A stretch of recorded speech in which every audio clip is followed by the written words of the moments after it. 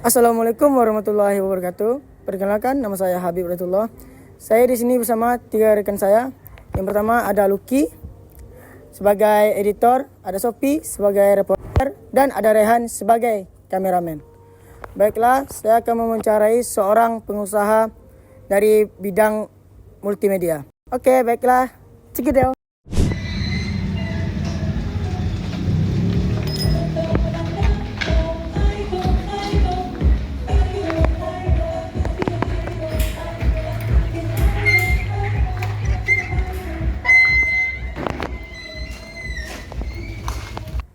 Baik, di sini aku sudah bersama dengan kakak yang bakal aku wawancara. Halo kakak, selamat pagi. Pagi. Boleh perkenalkan dirinya dulu?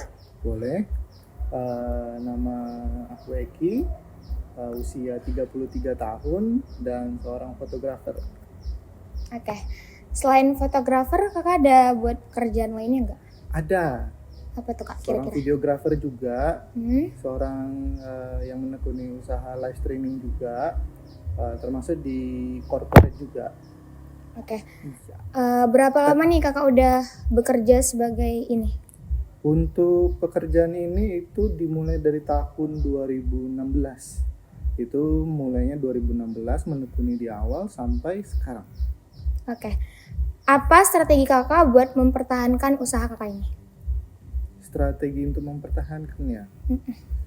Kalau strategi mempertahankan sih sebenarnya nggak terlalu ribet-ribet amat, cuman tetap bersaing dengan kualitas yang baik, tetap mengikuti update-nya apa yang sekarang lagi disukai Lagi banyak viral-viralnya orang. gitu. Terus ya pokoknya tetap kasih yang terbaik aja sih. Buat pelanggan. Jadi Oke. kalau misalnya pelanggan udah terima yang terbaik, pasti bertahan. Iya. Baik, apa alasan kakak memilih pekerjaan ini? Hobi. Dari dulu emang hobi? Dulu sebenarnya untuk kuliah bukan jurusan ini, cuman dari kuliah itu sudah punya hobi di bidang media. Makanya Dari ngelanjutin? fotografi, dari videografi, termasuk dari media visual, audio.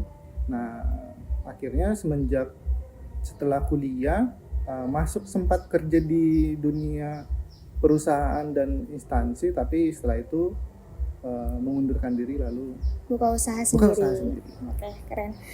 Komponen penting apa yang kakak terapkan dalam SOP perusahaan?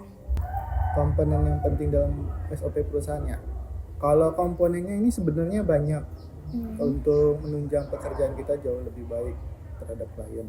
Nah, cuman kalau beberapa hal yang paling penting ini ada yang kita terapkan di usahanya kita sendiri itu ketika klien datang, pertama kita pasti berikan mereka edukasi sesuai dengan kebutuhannya mereka sampai kita memastikan kenapa sih kakak atau abang layak untuk pilihnya kita.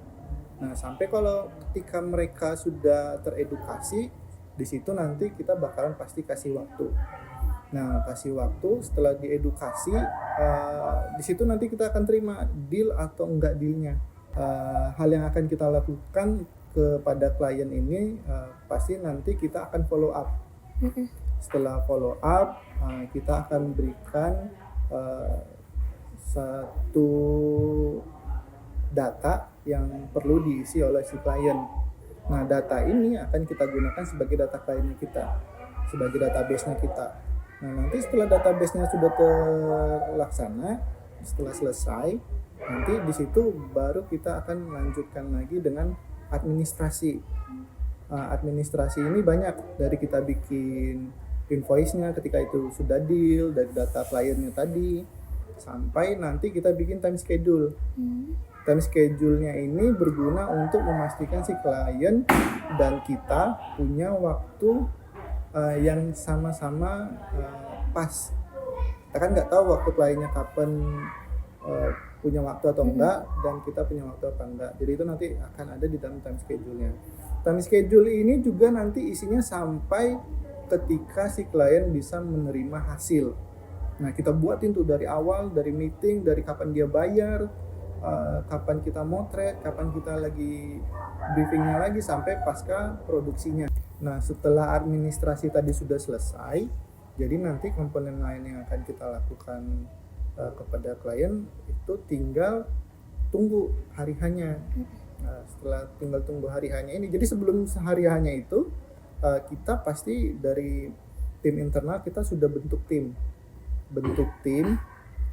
lalu nanti di tim internal ini kita akan meetingkan apa aja yang menjadi wedding listnya kita, apa yang kita butuhkan, apa yang klien butuhkan juga, apa yang klien inginkan juga. Kadang klien ini pengen punya request tersendiri. Jadi nanti di situ kita akan meetingkan. Setelah semuanya udah terbentuk, nanti baru kita tinggal di hari H melakukan pekerjaan itu.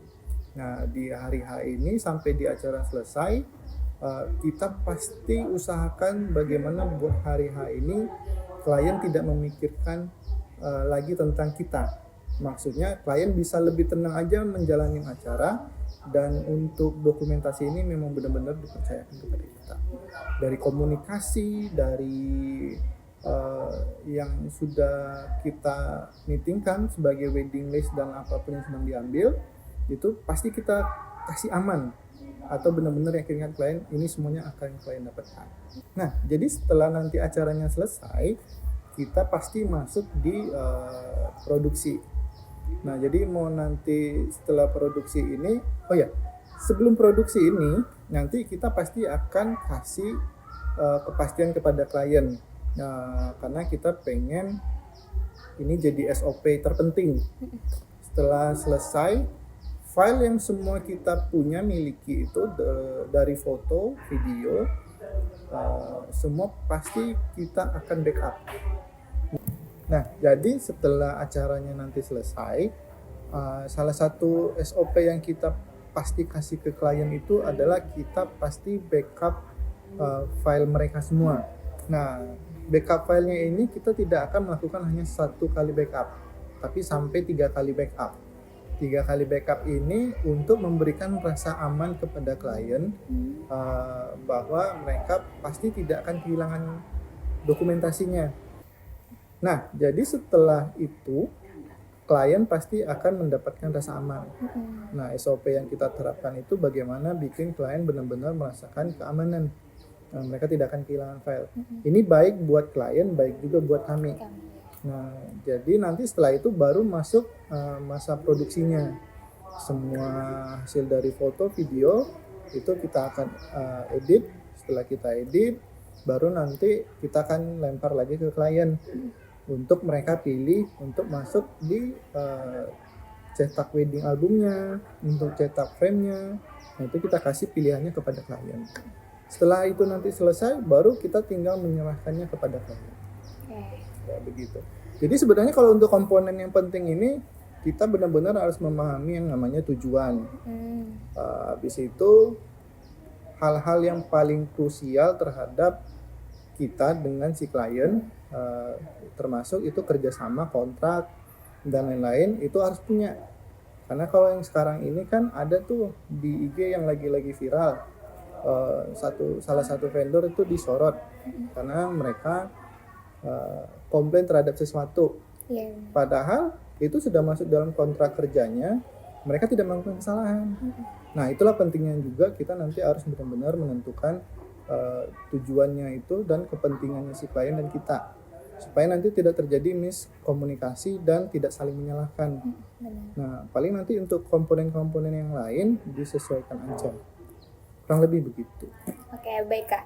Terakhir nih Kak, bagaimana cara membuat SOP perusahaan yang efektif?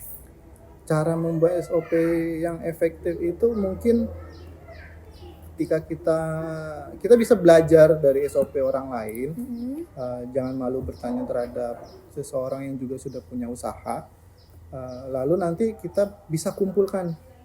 Lalu nanti kita pelajarin. Lalu nanti juga kita bandingkan. Setelah kita bandingkan, nanti juga kita perlu sesuaikan dengan pengalaman yang terjadi. Sampai nanti SOP perusahaan itu benar-benar efektif dan berjalan secara otomatis. Oke Kak, baik. Terima kasih sudah meluangkan waktunya buat aku wawancara. Selamat beraktivitas kembali. Makasih. Oke, cukup sekian dari kelompok kami. Saya Habib Abdullah, pamit undur diri. Bye-bye.